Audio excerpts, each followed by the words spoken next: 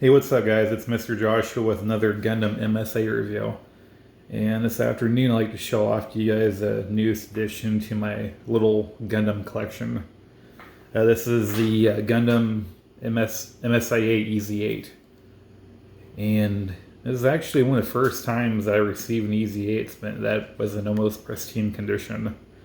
You know, it literally looks like the previous owner took this guy out of the package and just put him up in display. But the only thing he's really missing, as I can tell, besides the alternate hands and weapons and such, is that he's missing the little black antenna that's supposed to, go right there. And unfortunately, when it comes to the EZ8 figures, that's usually the first thing that pops off of them because people, accidentally rip them off and such. I've actually had about 4 or 5 different EZ8s that never had that black antenna there. But luckily I have one that has the antenna. Yeah.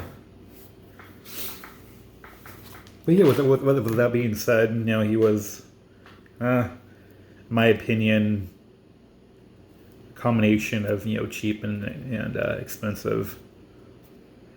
I got them on eBay for about $13 with free shipping and handling. One of the things about the EZ8s is that, as I come to realize, the more and more I look for them on eBay, is that they're getting more rare to find. And usually when you find these EZ8s, people are like asking $20 for them. And in my opinion, that's kind of a ripoff, Man, I'm not going to spend $20 on a figure that no one else wants, And for me, just for my taste, $13 was pushing it.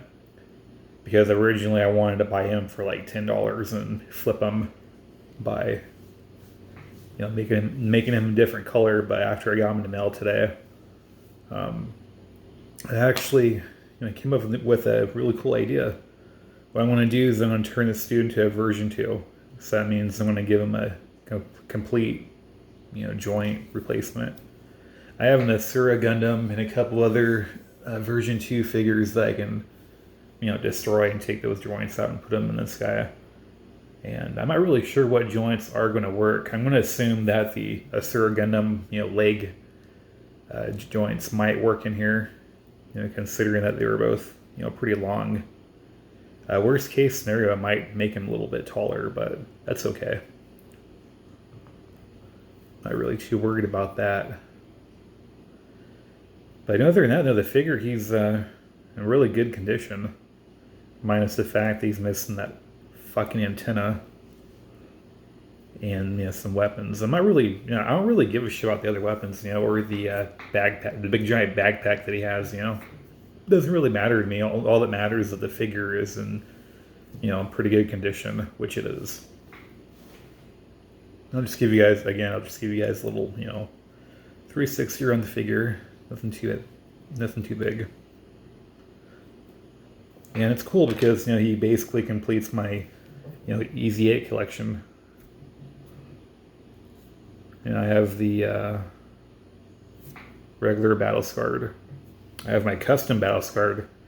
This is actually the very first one that I got back when I was a kid. I bought this dude at Walmart for about like $10. I was about 13 or 14.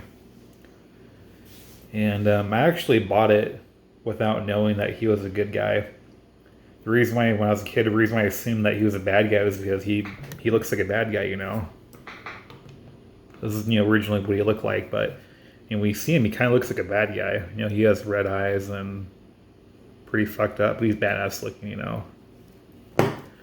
So when I was about 15 is when I came back here and I originally took one of those black Sharpies and I just went all the way around and, Sharpied up his arms and torso and such. And ironically, the Sharpie lasted for, quite a long time. Maybe because I kept him in storage, and the light wasn't able to get to the Sharpie and distort the color and make it a, purple. But as you can see there, you can see the distortion a little bit. The color, turned a little purple. So what I did with this figure was I went back to him when I was about 23 when I first, got back into customizing Gundams, when I started following Joshua Gadami and Dark Vortex's videos.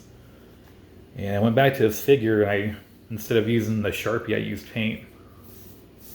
I think I used some Krillin spray paint and sprayed away. And he's been looking like that ever since. Not bad at all. No, regular battle scarred, original, and my version. Now with my version though, my version is pretty fucking badass if I do say so myself. I've had plenty of people try to buy the figure off of me, and the reason why I would never sell this figure is because this was like the second one that I've ever customized. The very first Gundam I ever customized was a GM Sniper, and that was when they just released the battle scarred line for the Gundam Wing. And me and my brother were about 12 and 11. We thought it'd be a pretty cool idea to take a GM Sniper and turn it into a battle scarred version. So yeah, we went down to a creek, stole my dad's lighter, and caught the figure on fire. Long story short, it came out like shit. It just looked like a melted fucking mobile suit, But ironically, I still have that figure. I came back to it like 12 years later and did a complete restoration job on it, complete paint job and everything. And it's really funny because if you look at the GM Sniper's face, the one that melted, you can actually see that it's been melted a little bit. But besides that, easy ace. Pretty sexy. And if you guys like my videos, as always, please like and subscribe.